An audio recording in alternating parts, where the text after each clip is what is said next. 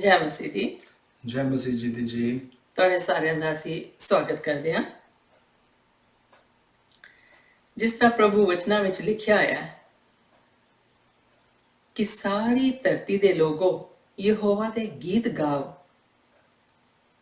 ਔਰ ਉਹਨਾਂ ਦੀ ਸੇਵਾ ਕਰਨ ਲਈ ਖੁਸ਼ੀ ਨਾਲ ਉਹਨਾਂ ਦੀ ਸੇਵਾ ਕਰੋ। ਖੁਸ਼ੀਆਂ ਭਰੇ ਗੀਤ ਗਾ ਗਾ ਕੇ ਉਹਨਾਂ ਦੀ ਸੇਵਾ ਕਰੋ। ਖੁਸ਼ੀਆਂ ਭਰੇ ਗੀਤ ਗਾ ਗਾ ਕੇ ਉਹਨਾਂ ਦੇ ਸਾਹਮਣੇ ਆਓ। ਕਿੰਨੇ ਪਿਆਰੇ ਵਚਨ ਨੇ ਔਰ ਸਾਨੂੰ ਸਾਰਿਆਂ ਨੂੰ ਕਰਨਾ ਵੀ ਇਸ ਤਰ੍ਹਾਂ ਹੀ ਚਾਹੀਦਾ, ਕਿਉਂਕਿ ਪ੍ਰਭੂ ਵਚਨ ਕਹਿੰਦੇ ਨੇ। ਇਹ ਦੁਆ ਦਾ ਵਕਤ ਹੈ, ਆਓ ਦੁਆ ਕਰੀਏ। ਸਾਰੀ ਸ੍ਰਿਸ਼ਟੀ ਦੇ ਮਾਲਿਕ, ਤੁਸੀਂ ਸਾਨੂੰ ਆਪਣੇ ਹੱਥਾਂ ਦੇ ਨਾਲ ਸਾਜਿਆ ਵੇ। ਸ਼ੁਕਰਾਨੇ ਦੇ ਗੀਤ ਲੈ ਕੇ ਅਸੀਂ ਤੁਹਾਡੇ ਚਰਨਾਂ 'ਚ ਆਏ ਹਾਂ। ਆਪਣਾ ਮਿਹਰ ਭਰਿਆ ਹੱਥ ਸਾਡੇ ਸਾਰਿਆਂ ਦੇ ਸਿਰਾਂ ਦੇ ਉੱਤੇ ਰੱਖਣਾ। ਆਪਣਾ ਸਾਮਰਥੀ ਹੱਥ ਵਧਾ ਕੇ ਇੱਕ ਇੱਕ ਜਨ ਨੂੰ ਛੂ ਲੈਣਾ ਪਿਆਰੇ ਪ੍ਰਭੂ, ਤਾਂ ਕਿ ਤੁਹਾਡੀਆਂ ਭਲਾਈਆਂ ਸਾਰੇ ਦੇਖ ਸਕਣ। ਇਹ ਸਾਰੀ ਸ੍ਰਿਸ਼ਟੀ ਤੁਹਾਡੇ ਹੱਥਾਂ ਦੀ ਰਚਨਾ ਹੈ। ਸਾਰਿਆਂ ਨੂੰ ਬਚਾ ਕੇ ਆਪਣੇ ਗੱਲੇ ਵਿੱਚ ਸ਼ਾਮਿਲ ਕਰ ਲਵੋ ਜੀ ਪ੍ਰਭੂ, ਤਾਂ ਕਿ ਦੁਨੀਆ ਦੇ ਕੋਨੇ-ਕੋਨੇ ਤੇ ਤੁਹਾਡਾ ਸੁਸਮਾਚਾਰ ਪਹੁੰਚ ਜਾਵੇ। ਮੇਰੇ ਪਿਆਰੇ ਪ੍ਰਭੂ ਜੀ, ਤੁਹਾਡੀ ਨਜ਼ਰ ਸਾਰੀ ਸ੍ਰਿਸ਼ਟੀ ਵੱਲ ਹੈ। ਬਸ ਆਪਣੀ ਸਾਰੀ ਸ੍ਰਿਸ਼ਟੀ ਤੇ ਮਿਹਰ ਕਰੋ, ਦਇਆ ਕਰੋ, ਰਹਿਮ ਕਰੋ। ਔਰ ਇਸ ਸਭਾ ਨੂੰ ਹੀ ਤੁਹਾਡੇ ਹੱਥਾਂ 'ਚ ਦਿੰਦੇ ਹਾਂ। ਇਸ ਸਭਾ ਉੱਤੇ ਵੀ ਆਪਣਾ ਮਿਹਰ ਭਰਿਆ ਹੱਥ ਰੱਖੋ। ਇਹ ਸਭ ਕੁਝ ਅਸੀਂ ਮੰਗਦੇ ਹਾਂ ਪ੍ਰਭੂ ਯੀਸ਼ੂ ਜੀ ਦੇ ਸੁੰਦਰ ਤੇ ਜਲਾਲੀ ਨਾਮ ਦੇ ਵਿੱਚ। ਆਮੀਨ ਆਮੀਨ।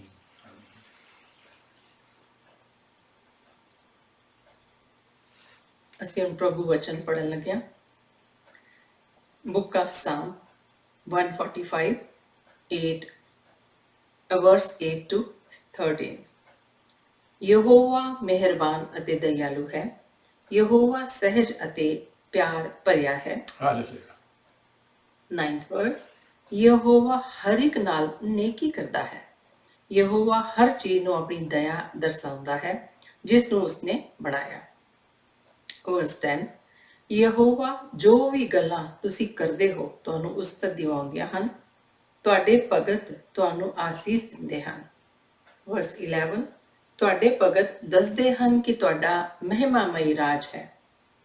ਉਹ ਦੱਸਦੇ ਹਨ ਤੁਸੀਂ ਕਿੰਨੇ ਮਹਾਨ ਹੋ। verse 12, ਇਉਂ ਹੋਰ ਲੋਕੀ ਵੀ ਤੁਹਾਡੇ ਮਹਾਨ ਕਾਰਨਾਮਿਆਂ ਬਾਰੇ ਜਾਣ ਲੈਂਦੇ ਹਨ। ਯਹੋਵਾ ਉਹ ਲੋਕ ਜਾਣ ਲੈਂਦੇ ਹਨ ਕਿ ਤੁਹਾਡਾ ਰਾਜ ਕਿੰਨਾ ਮਹਾਨ ਅਤੇ ਅਦਭੁਤ ਹੈ। ਹਾਲੇਲੂਇਆ। verse 13, ਯਹੋਵਾ ਤੁਹਾਡਾ ਰਾਜ ਅਨਾਦਿ ਤੇ ਅਨੰਤ ਤੀਕ ਹੈ। ਤੁਸੀਂ ਸਦਾ ਸਦਾ ਲਈ ਰਾਜ ਕਰੋਗੇ। Hallelujah hallelujah. ਆਓ ਇਸ ਮਿਹਰਬਾਨ ਪਿਤਾ ਦੀ ਹਜ਼ੂਰੀ ਦੇ ਵਿੱਚ ਸ਼ੁਕਰਾਨੇ ਦਾ ਗੀਤ ਗਾਈਏ। ਨਿਹਾਇਤ ਹੈ ਰਹੀਮ ਖੁਦਾ, ਮਿਹਰਬਾਨ ਮਿਹਰਬਾਨ ਮਿਹਰਬਾਨ। ਉਹ ਧੀਮਾ ਗੁੱਸੇ ਵਿੱਚ ਸਦਾ ਮਿਹਰਬਾਨ ਮਿਹਰਬਾਨ ਮਿਹਰਬਾਨ। ਹਮੇਸ਼ਾ ਪਿਤਾ ਜੀ ਜਿੱਥੇ ਲਵਿੰਗ ਫਾਦਰ ਨੇ ਉੱਥੇ ਰਾਈਚਸ ਜੱਜ ਨੇ, ਤੇ ਉਹਨਾਂ ਨੂੰ ਮੌਕੇ ਤੇ ਸਾਡੀ ਜਜਮੈਂਟ ਵੀ ਕਰਨੀ ਪੈਂਦੀ ਹੈ। ਪਰ ਉਹ ਜਜਮੈਂਟ ਕਰਨ ਵਿੱਚ, ਗੁੱਸਾ ਕਰਨ ਵਿੱਚ ਧੀਲੇ ਨੇ ਤੇ ਪਿਆਰ ਕਰਨ ਵਿੱਚ ਤੇਜ਼ ਨੇ। ਕਿੰਨੇ ਸੋਹਣੇ ਪਿਤਾ ਦੇ ਸੀ ਬੇਟੇ ਬੇਟੀਆਂ। ਆਸ ਪਿਤਾ ਨੂੰ ਯਾਦ ਕਰਦੇ ਹੋਏ ਇਹ ਗੀਤ ਗਾਈਏ, ਉਹਨਾਂ ਦਾ ਧੰਨਵਾਦ ਦਾ ਗੀਤ ਗਾਈਏ। Hallelujah hallelujah. ਨਿਹਾਇਤ ਰਹੀਮ ਖੁਦਾ, ਮਿਹਰਬਾਨ ਮਿਹਰਬਾਨ ਮਿਹਰਬਾਨ। ਉਹ ਧੀਮਾ ਗੁੱਸੇ ਵਿੱਚ ਸਦਾ, ਮਿਹਰਬਾਨ ਮਿਹਰਬਾਨ ਮਿਹਰਬਾਨ। ਨਿਹਾਇਤ ਰਹੀਮ ਖੁਦਾ, ਮਿਹਰਬਾਨ ਮਿਹਰਬਾਨ ਮਿਹਰਬਾਨ।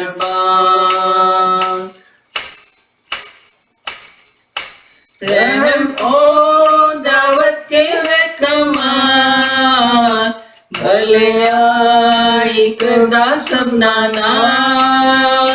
ਸਭ ਖੈਰਤ ਉਸ ਤੋਂ ਹੈ ਨਿਹਾਲ, ਮਿਹਰਬਾਨ ਮਿਹਰਬਾਨ ਮਿਹਰਬਾਨ। निहायत रहीम खुदा, मेहरबान मेहरबान मेहरबान। सबकारी गलियां है खुदा, मेहरबान मेहरबान मेहरबान। गीत गावां तेरियां सिफतां दा, मेहरबान मेहरबान मेहरबान।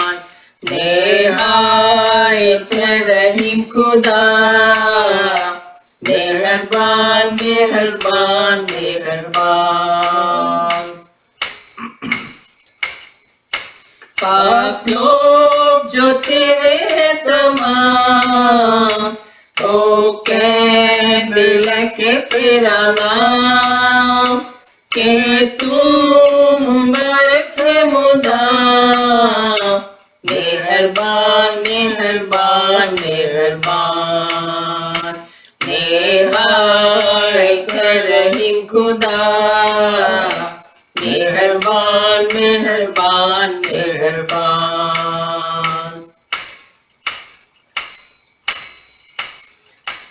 ओ सब तेरी बादशाही दी, मेहरबान मेहरबान मेहरबान। बुजुर्गी दसदे रहंदे वी, मेहरबान मेहरबान मेहरबान। निहायत रहीम खुदा, मेहरबान मेहरबान मेहरबान। मेहरबान मेहरबान मेहरबान। Hallelujah hallelujah. Hallelujah hallelujah. एक होर भजन ਅਸੀਂ ਗਾਵਾਂਗੇ ਹਿੰਦੀ ਦਾ ਹੈ। ਜੇ ਤੂੰ ਪਾਣੀ ਹੈ ਸ਼ਿਫਾ, ਯੀਸ਼ੂ ਨਾਸਰੀ ਕੋਲ ਆ, ਤੇਰੀ ਸੁਣੇਗਾ ਦੁਆ, ਨਾਲੇ ਦੇਵੇਗਾ ਸ਼ਿਫਾ। आओ मिलके गीत गाइए। जे तू पानी शिफा, यीशु नासरी कोला, जे तू पानी शिफा, यीशु नासरी कोला, तेरी सुनेगा दुआ, तेरी सुनेगा दुआ, नाले देवेगा शिफा। जे तू पानी शिफा, यीशु नासरी कोला, जे तू पानी शिफा, यीशु नासरी कोला। ओदे खून दियां तुमा सारे जग पईयां ने, ओदे खून दियां तुमा सारे जग पईयां ने, सारे दुख ते बलावां साथों दूर गईयां ने, साथों दूर गईयां ने। जे तू पानी शिफा, यीशु नासरी कोला, तेरी सुनेगा दुआ, तेरी सुनेगा दुआ, नाले देवेगा शिफा।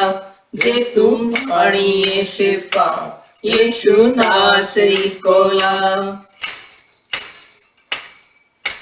साडे पापां दा कफारा उन्ने आप दिता है, साडे पापां दा कफारा उन्ने आप दिता है। डिगे लोकां नू सहारा उन्ने आप दिता है, उन्ने आप दिता है। जे तू पानी शिफा, यीशु नासरी कोला, तेरी सुनेगा दुआ, तेरी सुनेगा दुआ, नाले देवेगा शिफा। जे तू पानी शिफा, यीशु नासरी कोला, जे तू पानी शिफा, यीशु नासरी कोला। Hallelujah hallelujah hallelujah hallelujah hallelujah. Worship ਦਾ ਪਾਠ ਇੱਥੇ ਹੀ ਖਤਮ ਹੁੰਦਾ। ਹੁਣ ਤੁਸੀਂ ਪਾਸਟਰ ਜੀ ਪਾਸੋਂ ਕਲਾਮ ਸੁਣੋਗੇ।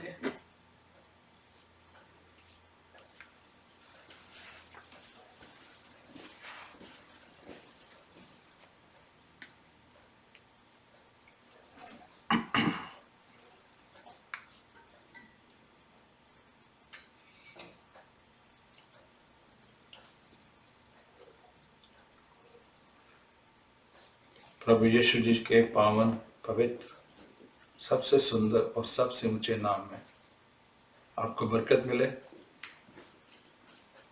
ब्लेसिंग्स आपकी तरफ आ रही हैं प्रभु के वचन के द्वारा।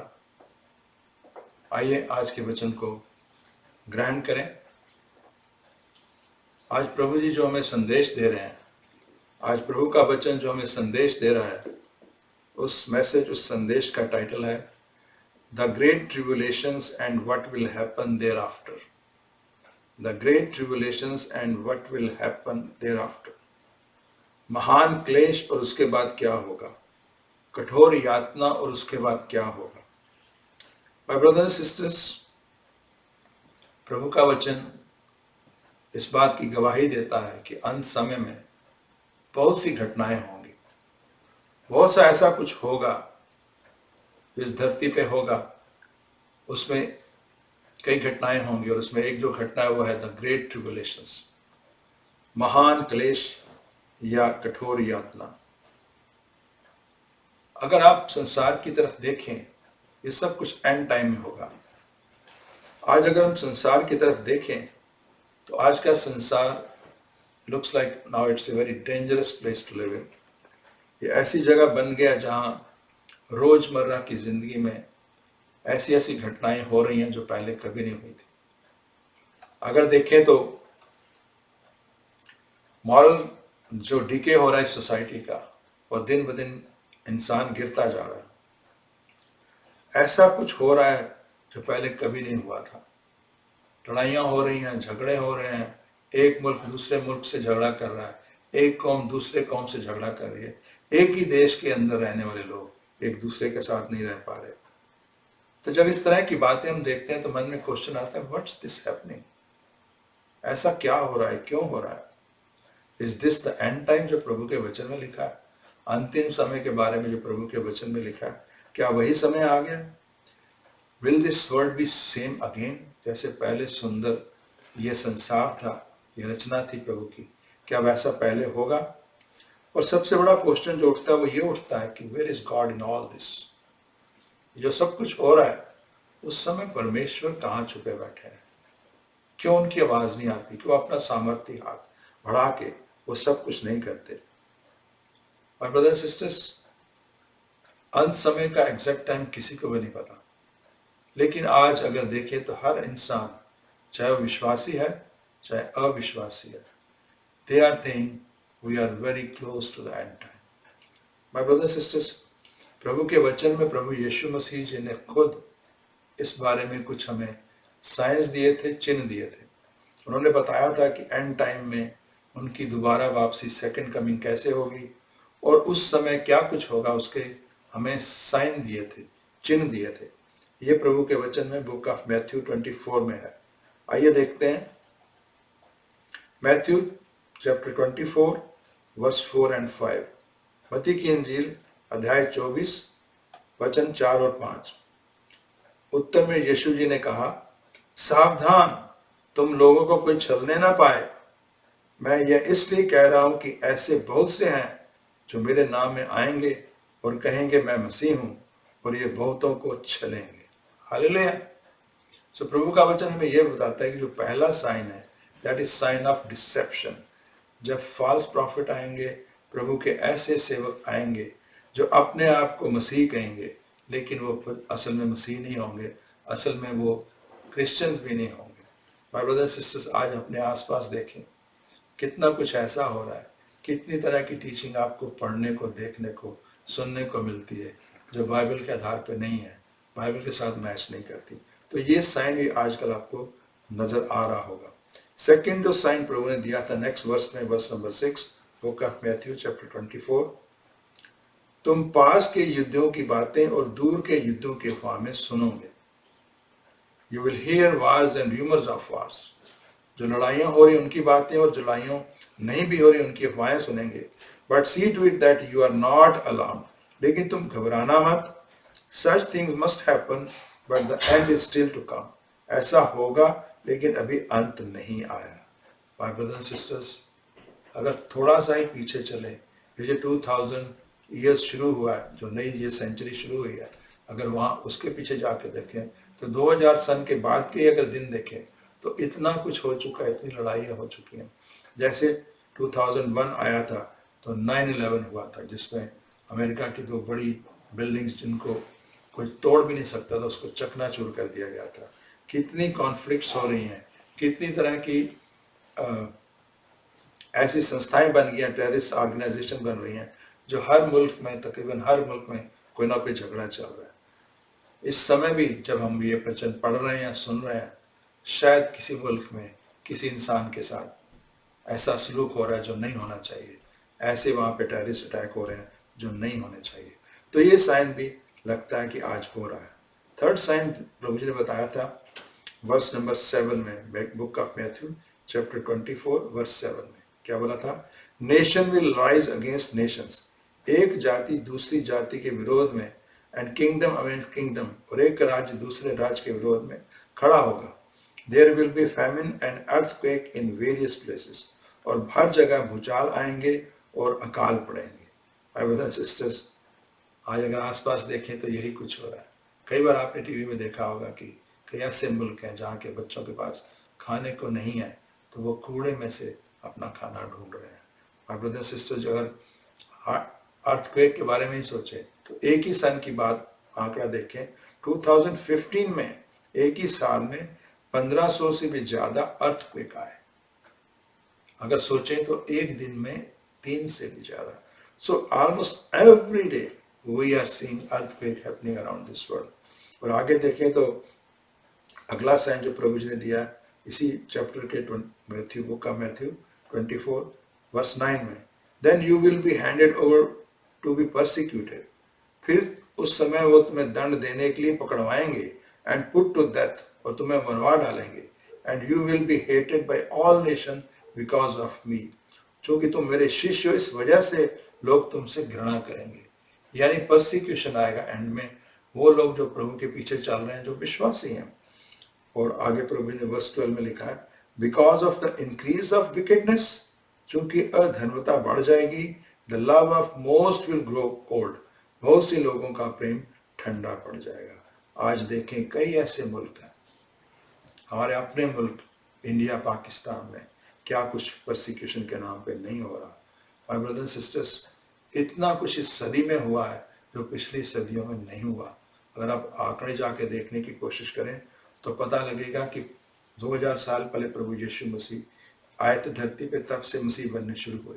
उस समय से लेकर पिछली फर्स्ट 19 सेंचुरीज तक जितने मसीह मारे गए या सताए गए, उतने से ज्यादा मसीह से पिछली सेंचुरी जो 20वीं सदी थी उसमें हुए, सताए गए और मारे गए। और ये जो सेंचुरी चल रही है 21st सेंचुरी, ये भी उससे बढ़कर होने वाली है, जिस तरह की रोज रोज खबरें आती हैं। सो माय ब्रदर्स सिस्टर्स, प्रभु का वचन अगर पढ़ें तो ये लगता है कि इस समय एंड टाइम के हम बहुत नजदीक हैं, क्योंकि जो सारे चिन्ह प्रभु जी ने बताए थे वो हमारे सामने हो रहे हैं। प्रभु के वचन में जाके देखें तो 3 घटनाएं अंतिम समय में होने वाली हैं। एक को बोलते हैं rapture, then great tribulations and second coming of Jesus. ये 3 घटनाएं हैं, ये एक के बाद एक होगी। सबसे पहले रैप्चर होगा, उसके बाद महान क्लेश द ग्रेट ट्रिब्यूलेशंस आएगा, और उसके बाद प्रभु जी की सेकंड कमिंग होगी जब वो इस धरती पे आएंगे। माय ब्रदर्स सिस्टर, आइए जरा इनको ध्यान से समझने की कोशिश करें, इससे पहले कि हम ग्रेट ट्रिब्यूलेशन को डिटेल में हम मेडिटेट करें। जो रैप्चर है, उठाया जाना, हिंदी में से बोलते हैं उठाया जाना। अगर रैप्चर वर्ड अगर हम देखें तो पवित्र बाइबल में हमें कहीं नजर नहीं आता। एक्चुअली हुआ क्या था कि जब लैटिन की बाइबल बनी तो लैटिन वर्ड है एक रैप्चरा, जिसको इस्तेमाल किया गया इस घटना को दिखाने के लिए, और उसी से इंग्लिश का वर्ड रैप्चर बना है। इस वर्ड का एक्चुअल मीनिंग है इंग्लिश में स्नैच्ड अवे, छीन लेना, खो लेना पंजाबी में। सो इसी से इंग्लिश वर्ड में रैप्चर वर्ड बना है। बाद में इसको इंग्लिश में ट्रांसलेशन किया गया टू कॉट अप, ऊपर उठा लिया जाना। सो प्रभु के वचन हम ये कहते हैं कि एक दिन आएगा, अचानक प्रभु जी बादलों में आएंगे और जितने भी मसीह हैं वो धरती से उठा लिए जाएंगे, जो मर चुके हैं वो भी और जो जिंदा है वो भी। आइए देखते हैं प्रभु के वचन में लिखा है 1 Thessalonians chapter 4 verse 16, पहला Thessalonian 4:16। For the Lord himself will come down from heaven, प्रभु यीशु खुद स्वर्ग से चल के आएंगे। विद ए लाउड कमांड, एक जोर का हुक्म होगा। With the voice of archangel, महादूत की आवाज आएगी। With the trumpet call of God, और परमेश्वर की तुरही बजेगी। And the dead in Christ will rise first. Hallelujah. और वो जो हमारे मसीह भाई बहन हैं जो मर चुके हैं लेकिन जो प्रभु जी को कबूल कर चुके थे, जो इस समय कब्रों में हैं, वो सबसे पहले उठा लिए जाएंगे। और उसके बाद क्या होगा? Verse 17, and after that we who are still alive and left, और उसके बाद हम लोग जो जिंदा हैं, जो बच गए हैं, उठाए नहीं गए, will be caught up together with them, तो उनके साथ हमें भी उठा लिया जाएगा in the clouds to meet the Lord in the air, ताकि हम क्लाउड में, बादलों में प्रभु के साथ मिल सके। सो पहले वो जो मर चुके हैं मसीह वो उठाए जाएंगे, उसके बाद जो हमारे में से जिंदा होंगे वो उठाए जाएंगे और हम जाके प्रभु जी के साथ मिल जाएंगे। And so we will be with Lord forever, और परमेश्वर के प्रभु यीशु के साथ हम हमेशा रहेंगे। प्रभु ऐसे बादलों में आके सबको उठा के अपने साथ स्वर्ग में लेके जाएंगे। माय ब्रदर्स एंड सिस्टर्स, इस समय जब हम धरती पे हैं, वी आर स्ट्रगलिंग विद सिन, लेकिन जब हम मरेंगे तो हमारा जो स्पिरिट है और सोल है, they will ascend to heaven and those will be completely sinless. लेकिन जब प्रभु जी दोबारा आएंगे हेवन से हमको उठाने के लिए, तो वो हम सब लोग जो मर चुके हैं, जो वहां पे है प्रभु के साथ, उनके सोल्स लेके आएंगे। And then these souls will be united with the resurrected bodies of the dead. जो मर चुके हैं उनको बॉडी जो मिलेगी उसमें साथ उनका सोल आके मिलेगा। और इसी तरह जो धरती पे होंगे वो भी चेंज हो जाएंगे immediately. And there will be complete sanctification, spirit, soul and body. Hallelujah. This is the rapture. उसके बाद होगा 7 साल का बहुत बड़ा ट्रिबुलेशन, बहुत बड़ा दुख आएगा इस धरती पे। प्रभु का मकसद ही यही है अपने बच्चों को उठाने का, कि अब इसके बाद धरती पे दुख आने वाला है और उनके बच्चों को दुख ना मिले। लेकिन जब ये 7 साल का ट्रिबुलेशन पीरियड खत्म होगा तो प्रभु की सेकंड कमिंग होगी। हम डिटेल में भी पढ़ेंगे ट्रिबुलेशन के बारे में, लेकिन पहले देख लें उसके बाद क्या होने वाला। सेकंड कमिंग जब होगी तो ट्रिबुलेशन का जब समय खत्म होगा तो प्रभु स्वर्ग से अब आएंगे, लेकिन इस बार वो बादलों तक नहीं आएंगे, वो धरती पे आएंगे, अपनी सेना के साथ आएंगे। और सेना में कौन कौन होगा? स्वर्ग के दूत भी, आप भी, और मैं भी, और हम सब भी जिनको उठा लिया गया, जो प्रभु के साथ स्वर्ग में रहते, हम सेना उनकी बन के आएंगे। इसका जिक्र आता है book of Revelations chapter 19 verse 14, प्रकाशित वाक्य 19:14। The armies of heaven were following him, riding on white horses. उनके पीछे पीछे सफेद घोड़ों पे सवार होके उनकी सेना आएगी। And dressed in fine linen, white and clean, और उन्होंने शुद्ध श्वेत मलमल के वस्त्र पहने होंगे। हालेलुया। सो इससे पहले कि हम द ग्रेट ट्रिबुलेशन को थोड़ा और मेडिटेट करें, मैं 2 मिनट लेना चाहूँगा कि जो रैप्चर है और सेकंड कमिंग है, इसका काफ़ी सारा हम लोगों में कंफ्यूजन है। हम सोचते हैं सेकंड कमिंग और रैप्चर दोनों सेम है, दोनों एक ही घटना है, लेकिन ये 2 अलग अलग घटनाएं हैं। These are separate incidents. Rapture हुआ है जब प्रभु आएंगे।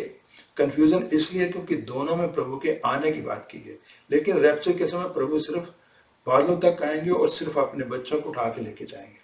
लेकिन जब सेकंड कमिंग होगी तो प्रभु धरती पे आएंगे, सेना के साथ आएंगे, और वहां पे लड़ाई होगी, और लड़ाई के बाद उनका यहाँ पे स्वर्ग पे, पृथ्वी पे 1000 ईयर्स का राज्य होगा। सो क्विकली आपको मैं कुछ बातें शेयर करना चाहूँगा ताकि आपको फर्क पता लगे रैप्चर में और सेकंड कमिंग में क्या है।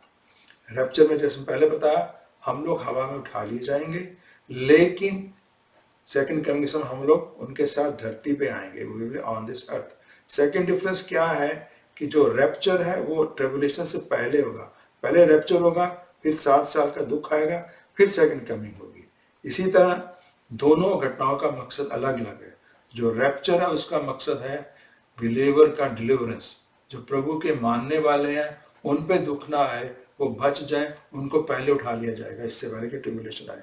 जबकि जो सेकंड कमिंग है उसका मकसद है जजमेंट।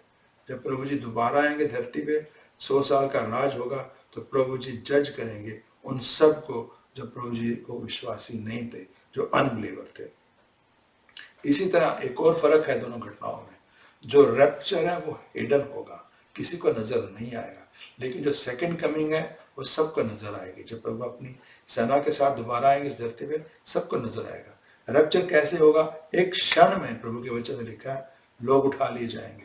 फॉर एग्जाम्पल, एक घर में दो भाई बैठे हैं, आपस में बातचीत कर रहे हैं, एक भाई बिलीवर है, दूसरा भाई बिलीवर नहीं है, तो जो बिलीवर है एकदम उठा लिया जाएगा, और जो दूसरा भाई बैठा वो देखता रह जाएगा मेरा भाई कहाँ चला गया। ऐसे एक ही पल में हजारों लाखों लोग जो मसीह हैं इस धरती से उठा लिए जाएंगे और पता भी नहीं लगेगा वहां कहाँ चले गए। तो जो रैप्चर है वो हिडन है, लेकिन जो सेकंड कमिंग है वो सबको दिखाई देगी जब प्रभु आएंगे। और दूसरा ये है कि रैप्चर जो है वो कभी भी हो सकता है। हालेलुया, अभी भी हम उठा लिए जा सकते हैं। शायद अभी प्रभु आ जाएं रैप्चर के लिए, तो हम लोग जिंदा उठा लिए जाएं, जिंदा स्वर्ग में जाएं। रैप्चर का कोई टाइम नहीं है। रैप्चर कभी भी, जिस समय प्रभु का समय आया, परमेश्वर का समय आया, रैप्चर हो जाएगा, सब उठा लिए जाएंगे। लेकिन जो सेकंड कमिंग है उसमें some preconditions are required. For example, second coming प्रभु की तब तक नहीं हो सकती जब तक रैप्चर ना हो जाए और वो 7 साल का ट्रिब्यूलेशन का पीरियड खत्म ना हो जाए। हालेलुया। सो आइए अब देखते हैं इस द ग्रेट ट्रिब्यूलेशन के बारे में, कुछ मेडिटेट करते हैं। प्रभु का वचन हम ध्यान से पढ़ें तो पता लगता है कि 7 साल का ट्रिब्यूलेशन होगा, 7 साल का विपदा आएगी, 7 साल का संताप आएगा। और इसकी शुरुआत होगी कि प्रभु यीशु मसीह, स्वर्ग में एक स्क्रोल है जिस स्क्रोल के ऊपर 7 सील्स लगी हुई हैं। उस स्क्रोल में इन सारी घटना में जो जो होना है उसका ट्रिगर्स है। जैसे हम ट्रिगर करके गोली बाहर भेज देते हैं बंदूक से, इसी तरह इस घटना को, ट्रिब्यूलेशन को ट्रिगर करने का जो है वो सारा कुछ एक स्क्रोल में है जिसके ऊपर 7 सील्स लगी हुई हैं। प्रभु का वचन अगर हम पढ़ें तो बुक ऑफ रेवलेशंस में पता लगता है कि कोई भी योग्य नहीं था स्वर्ग में जो इस स्क्रोल को खोले, इसकी सील्स खोले। लेकिन प्रभु यीशु मसीह जो जिंदा खुदा है, जो प्रभु के मेमने हैं, उनके पास ये ताकत है इसको खोल सके। सो प्रभु यीशु मसीह वो सील एक एक करके खोलेंगे, और जैसे जैसे वो सील खोलेंगे वैसे वैसे वो संताप धरती पर आएगा। सो आइए देखते हैं प्रभु के वचन में, बुक ऑफ रेवलेशंस चैप्टर 6 में इस बारे में जिक्र है। सो जब प्रभु पहला सील खोलेंगे, फर्स्ट सील खोलेंगे, तो क्या होगा? वचन में लिखा है, book of Revelation chapter 6 verse 2, जब मैंने दृष्टि उठाई तो पाया कि मेरे सामने एक सफेद घोड़ा था, घोड़े पर सवार धनुष लिए हुए था, उससे विजय मुकुट पहनाया गया और वह विजय पाने के लिए विजय प्राप्त करता हुआ बाहर आया। सो जैसे ही पहली सील खोली जाएगी तो सफेद घोड़े पे कोई आएगा, वो प्रभु नहीं होंगे, वो एंटी क्राइस्ट होगा, प्रभु का दुश्मन होगा। वो सफेद घोड़े पे इसलिए बैठ के आया ताकि प्रभु भी सफेद घोड़े पे आने वाले हैं, तो लोगों को भ्रांति हो कि ये क्राइस्ट है, बट वो एंटी क्राइस्ट होगा। वो क्या करेगा? आके पूरे संसार को शांति का मैसेज दे के इकट्ठा कर लेगा, लेकिन बाद में वो अपना असली रंग दिखाएगा।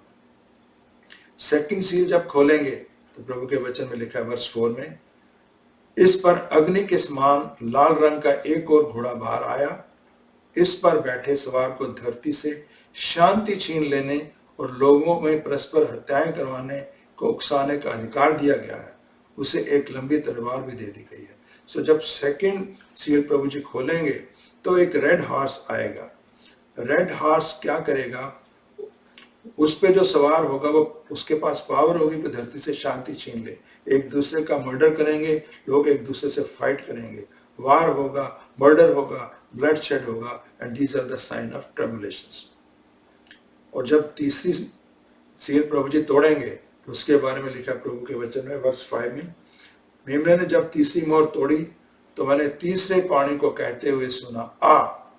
और जब मैंने दृष्टि उठाई तो वहां मेरे सामने एक काला घोड़ा खड़ा था, उस पर बैठे सवार के हाथ में एक तराजू थी।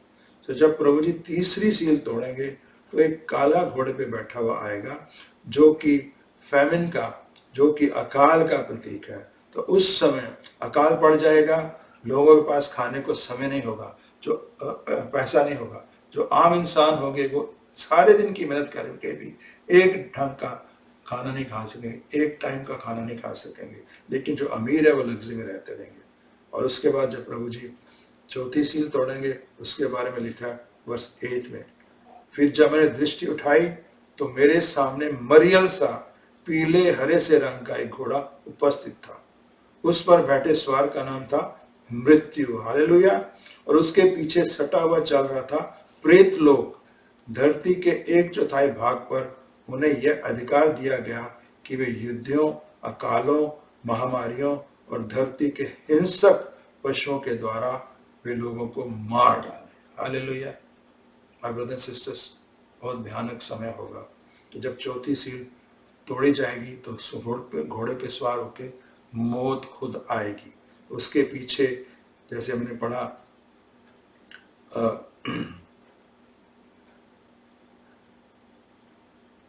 प्रेत लोग होगा। And my brothers and sisters, वो अपनी तलवार से धरती पर ऐसे वार करेगा कि वो युद्ध होंगे, अकाल होंगे, महामारी होंगे। My brothers and sisters, this is the tribulation. प्रभु का वचन ध्यान से पढ़े तो पता लगता है कि इतना दुख होगा, इतना दुख होगा कि लोग कहेंगे कि हमें मौत आए, और उन्हें मौत भी नहीं आएगी, इतना दुख होगा। This is the great tribulation. लेकिन इस पूरे समय में, 7 साल के समय में, कुछ अच्छा भी होगा। क्या अच्छा होगा? वो ये होगा कि जो एंटी क्राइस्ट है, पहले हाफ 7 साल के जो पहले 3.5 साल है, वो अपने आप को बड़ा अच्छा पेश करेगा। वो वर्ल्ड का पीस किंग बन जाएगा, लोग उसके साथ जुड़ेंगे, नेशन उसके साथ जुड़ेंगे। लेकिन जैसे ही वो 3.5 साल खत्म होंगे, वो अपना असली रंग दिखाएगा। वो डिक्टेटर बन जाएगा और सबको हुक्म करेगा कि आप मेरी पूजा करो। और जो लोग उसकी पूजा नहीं करेंगे, उसके साथ बहुत सारी जबरदस्ती की जाएगी, बहुत सारे उसके साथ गुनाह किए जाएंगे। भाई ब्रदर सिस्टर, लेकिन इसका एक फायदा ये भी होगा। पहले तो इस धरती पे आप समझ गए होंगे उस समय कौन होंगे? नॉन बिलीवर्स, अविश्वासी। क्योंकि विश्वासी तो रैप्चर में उठाए लिए गए हैं।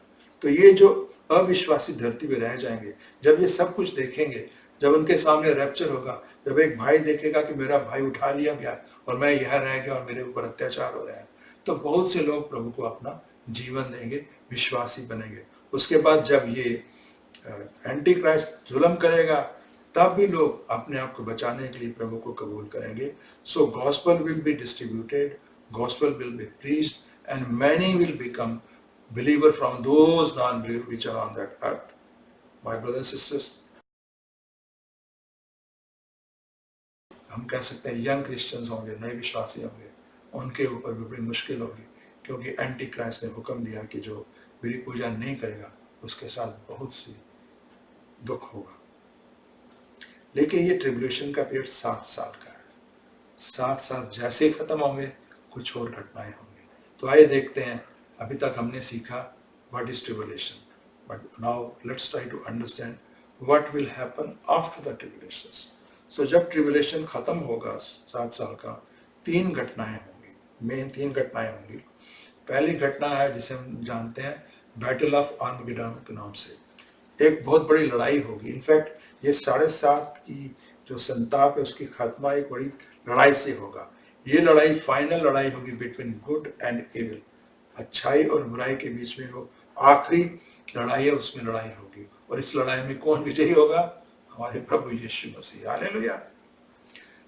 जो संसार के 6 मेजर नेशन है एक तरफ होंगे, जो इजराइल है वो सेंटर होगा इस लड़ाई का।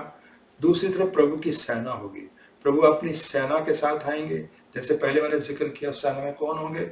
स्वर्गदूत और आप और मैं जो विश्वासी हैं, जो उठा लिए गए हैं। हम सफेद घोड़ों में उनके साथ बैठ के इसमें आएंगे और हम लोग मिल के उनका मुकाबला करेंगे। और माय ब्रदर्स एंड सिस्टर्स, प्रभु इस लड़ाई को जीतेंगे विदाउट एनी लॉसेस।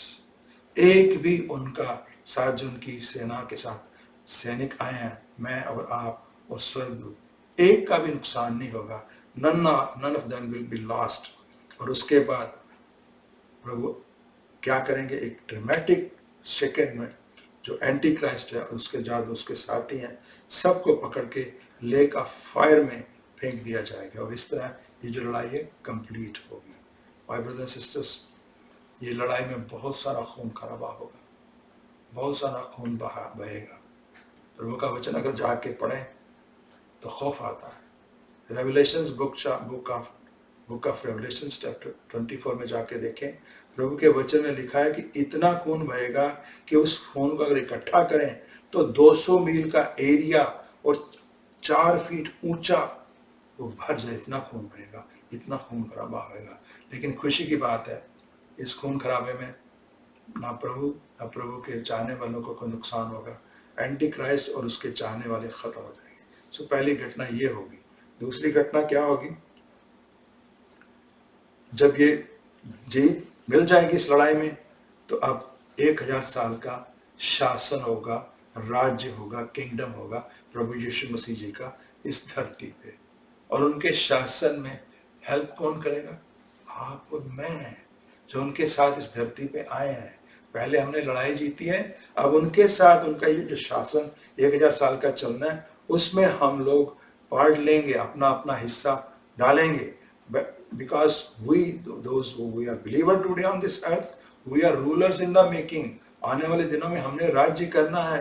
प्रभु ने सिर्फ हमें स्वर्ग ही नहीं लेके जाना, फिर दोबारा वापस लेके आना है, और इस धरती पर हमने 1000 साल के लिए राज्य कर में पूरा भागीदारी होना है। और इस समय जो राज्य होगा, that will be the truly righteous kingdom. वास्तव में सच्चा धर्मी राज्य होगा, राइचस राज्य होगा, लीडरशिप राइचस होगी, और सारा काम करने वाले आप और मैं राइचस होंगे प्रभु यीशु मसीह के कारण। कोई गलती नहीं की जाएगी, कोई गलत डिसीजन नहीं लिया जाएगा, क्योंकि it will be ruled by a righteous king, and under that righteous king we are righteous in Christ. हम लोग उस राज्य में योगदान डालेंगे। हालेलुया। और तीसरी बात, जब ये 1000 साल का ये शासन खत्म होगा तो क्या होगा? प्रभु के वचन में लिखा है, जिसे बोला गया है the great white throne judgement. महान सफेद सिंहासन पे एक निर्णय होगा, एक जजमेंट होगा। ये कब होगा? जब बैटल ऑफ आर्मेगेडोन को खत्म हुए 1000 साल हो गए हैं। उस समय जजमेंट किनका होगा? उनका जो वो इंसान रह गए हैं जिन्होंने अभी तक प्रभु जी को कबूल नहीं किया, नॉन बिलीवर्स, जो अविश्वासी हैं, जिन्होंने प्रभु को रिजेक्ट किया है, उनका उस समय फिर जजमेंट होगा, निर्णय किया जाएगा। प्रभु एक बहुत बड़े सिंहासन जो सफेद कलर का होगा उसके ऊपर बैठेंगे, और एक एक करके वो सारे अविश्वासी जिन्होंने अभी तक प्रभु को कबूल नहीं किया, वो उनके सामने हाजिर होंगे। प्रभु का वचन यहाँ तक कहता है कि वो अविश्वासी भी जो मर चुके हैं, उनकी बॉडी जहां कहीं भी होगी, कब्र में होगी, समुद्र में डूबी होगी, वहां से वापस लाई जाएगी, और सब उनके सामने इकट्ठे होंगे और उनका जजमेंट होगा। और प्रभु यीशु मसीह जब ये जजमेंट करेंगे तो जो बुक ऑफ जजमेंट है वो खोली जाएंगे, उसमें जाके उनका रिकॉर्ड देखा जाएगा, एक एक बात उनकी चेक की जाएगी। माय ब्रदर्स एंड सिस्टर्स, प्रभु के वचन इस बात की गवाही देते हैं कि इस धरती पर जो हम बोल रहे हैं, जो हम सोच रहे हैं, जो हम कर रहे हैं, शायद किसी को भी नहीं पता, शायद घर में चोरी छुपे छुपे कुछ ऐसा करते हैं जो कोई नहीं देख पाता, लेकिन उसका भी रिकॉर्ड वहाँ उस बुक में लिखा जा रहा है। So my brothers and sisters, हमारी हर बात, हमारी हर एक्शन, हमारी हर थॉट उस बुक में नोटेड है। प्रभु वो खोलेंगे और उसके हिसाब से उनका जजमेंट किया जाएगा, और उनके सामने उस समय सब लोग कतार में खड़े होंगे। प्रभु के वचन में लिखा है बुक ऑफ रेवलेशन चैप्टर 20 में, people small and great, hallelujah, वो लोग भी जो छोटे हैं और वो लोग भी जिनको हम बड़ा समझते हैं। माय ब्रदर एंड सिस्टर, प्रभु के वचन में लिखा है वो लोग भी जिनको हम यहाँ पे मसीह समझते हैं, जिनकी हम यहाँ पे पूजा करते हैं, हम सोचते हैं वी आर ग्रेट क्रिश्चियंस, वो भी उस लाइन में खड़े होंगे, उनका भी जजमेंट होगा, क्योंकि वो सच्चे मसीह नहीं थे। माय ब्रदर सिस्टर, प्रभु के वचन में इस बात की गवाही आई। देखिए क्या लिखा है, book of Matthew chapter 7 verse 22 और 23। मत्ती की इंजील अध्याय 7 वर्स 22 और 23 में क्लियर लिखा है, उस महान दिन बहुत से मुझसे पूछेंगे। प्रभु यीशु मसीह कह रहे हैं उस जजमेंट वाले दिन बहुत से लोग जो उनकी सेवा करते थे, जो उनके नाम पे लोगों की बुरी आत्माएं निकालते थे, वो मुझसे पूछेंगे। लिखा है क्या, प्रभु, हे प्रभु, क्या हमने तेरे नाम में भविष्यवाणी नहीं की? क्या तेरे नाम से हमने दुष्टआत्माएं नहीं निकाली? और क्या हमने तेरे नाम से बहुत से आश्चर्य कर्म नहीं किए? माय ब्रदर्स सिस्टर्स, ये कौन लोग होंगे? वो लोग जो इस धरती पे मिरेकल्स कर रहे थे, जो इस धरती पे दुष्ट आत्माओं को निकाल रहे थे, जो उनके नाम से भविष्यवाणी प्रोफेसी करते थे, वो लोग भी लाइन में खड़े होंगे और प्रभु उनको क्या जवाब देंगे? प्रभु ने खुद ही लिखा है, मैं अपनी तरफ से नहीं बोल रहा, प्रभु के वचन में लिखा। Verse 23, book of Matthew chapter 7 verse 23, प्रभु क्या कहते हैं? तब मैं उनसे खुलकर कहूंगा कि मैं तुम्हें नहीं जानता, अरे कुकर्मियों, यहां से भाग जाओ। हालेलुया। तो उस समय जजमेंट होगा और जो जो एक एक का ट्रायल्स होगा, एक एक पे मुकदमा चलेगा, एक एक का सारे किस्से कहानियां पढ़े जाएंगे और उसके बाद जजमेंट जब होगा तो उन सब को they will be cast into the lake of fire. वो सब भी उस जो आग की लेक है उसमें फेंक दिए जाएंगे, which is the final end for ever hell. वो नरक में जाएंगे। हालेलुया। माय ब्रदर एंड सिस्टर्स, प्रभु ने आज का ये संदेश हमें डराने के लिए नहीं दिया, हमें घबराने के लिए नहीं दिया। इसे पढ़कर हमने डरना नहीं है, ये हमें कॉशियस करने के लिए है। चिन्ह बता रहे हैं कि अंतिम समय बहुत नजदीक है। चिन्ह बता रहे हैं कि अंतिम समय में ये जो रैप्चर्स होगा, ट्रिबुलेशन होगा, सेकंड कमिंग होगी, उसमें किसका क्या हाल होगा, विश्वासियों के साथ क्या होगा, अविश्वासियों के साथ क्या होगा। तो प्रभु का प्रश्न आज हमारे लिए यही है, is your name written in the book of life? क्या आपने प्रभु को कबूल किया है? क्या आपने अपने आप को सुधारा है? अपने आप का पश्चाताप किया अपने गुनाह का और प्रभु के पीछे चलने को वायदा किया है, उनके पीछे चल रहे हैं? My brothers sisters, there is no time. अभी भी रैप्चर हो सकता है, इसी सेकंड हो सकता है। We don't have even 1 second to wait and watch and then decide. My brothers sisters, make your decision right now, make your decision even today, right now. The question from God is, are you ready? मैं again कहता हूं कि मैं खुद नहीं कह रहा, प्रभु के वचन में लिखा है। Book of Luke chapter 12 verse 39 and 40। लूका की इंजील अध्याय 12 वर्स 39 और 40। But understand this, if the owner of the house had known at what hour the thief was coming, अगर घर के मालिक को पता होगा कि चोर घर में किस क्षण आएगा, he would have not let his house be broken, तो उसने अपने घर को उसके द्वारा अंदर घुसने ना देता। तो प्रभु ये एग्जाम्पल देके कहते हैं, you must also be ready because the son of man will come at an hour। तुम भी इसी तरह तैयार हो क्योंकि प्रभु यीशु मसीह एक ऐसे क्षण पे आएंगे when you do not expect him, जब आप उम्मीद में रखे होंगे वो आ जाएंगे। वो क्षण ये क्षण भी हो सकता है। My brothers and sisters, are you ready? Are we ready? Are you ready for his second coming? Are you ready for raptures? My brothers and sisters, पवित्र बाइबल पढ़ें तो जो लोग रह जाएंगे, जिन्होंने कबूल नहीं किया होगा, जो ये सोच रहे हैं अभी तो बहुत समय है, हम कभी भी कबूल कर सकते हैं, मरने से 10 सेकंड पहले कबूल कर लेंगे और हम स्वर्ग चले जाएंगे।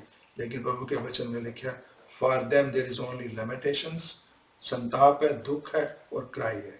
वो क्राई करेंगे लेकिन उनको चांस नहीं मिलेगा रिपेंट करने का। My brothers sisters, the chance to repent is now. मन फिराने का समय अभी है।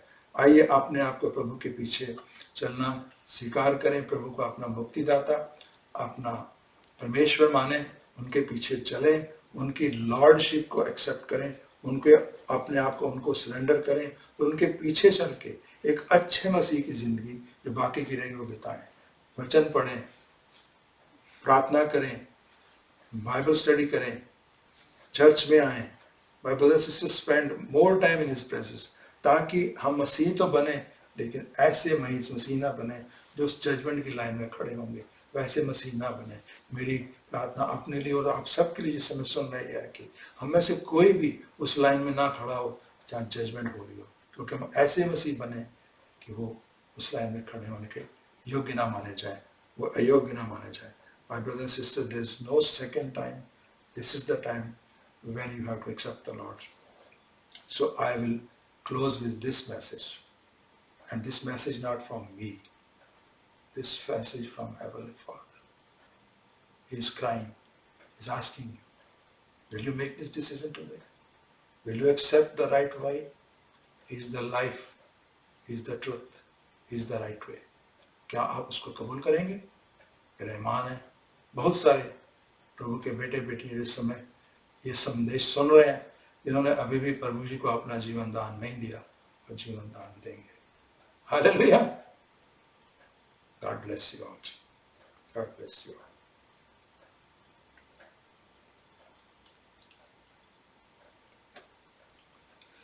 जिस समय सभा के अखीर में है और जिस तरह तुम जानते हो कि सभा के अखीर ਵਿੱਚ ਅਸੀਂ प्रभु जी की प्रार्थना ਦੇ ਨਾਲ सभा खत्म कर दें। सो आइए ਅਸੀਂ ਸਾਰੇ ਜਿੱਥੇ ਜਿੱਥੇ ਵੀ ਹੈਗੇ खड़े होइए,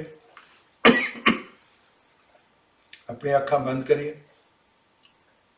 सिर झुकाइए और मिल के प्रभु जी की प्रार्थना करिए।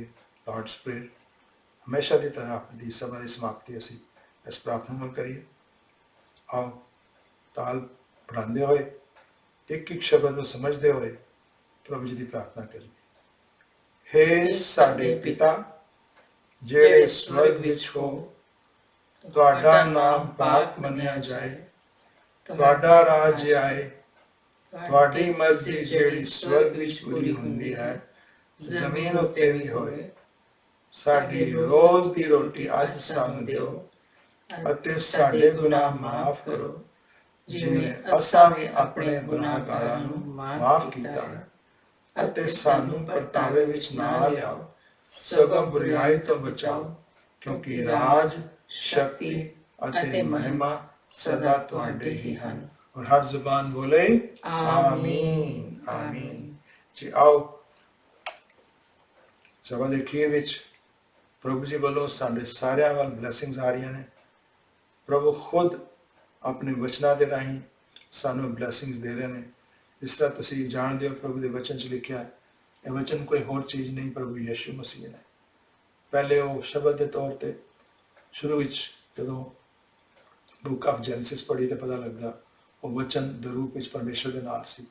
फिर यह वचन देहधारी होया तो इस धरती ते 2000 साल पहले आया तो साडे नाल रहा। सो वही वचन ने यह प्रभु यीशु मसीह ने जो साडे वाल आ रहे हैं। आओ इन्हां वचनों को ग्रहण करिए तो ब्लैसिंग्स अपनी झोलियां च पा के अज दी इस सभा तो जाइए। The Lord bless you and keep you. The Lord make his face shine on you and be gracious to you. The Lord turn his face towards you and give you peace. Punjabi विच यहोवा तुहानू आसीस देवे अते तुहानू सुरक्षित रखे। यहोवा तुहाडे उत्ते मेहरबान होवे अते अपनी मेहर दर्शावे। यहोवा तुहाडे उत्ते कृपा दृष्टि नाल वेखे अते तुहानू शांति देवे। ते असीं सारे मिल के बोलदे हां आमीन आमीन।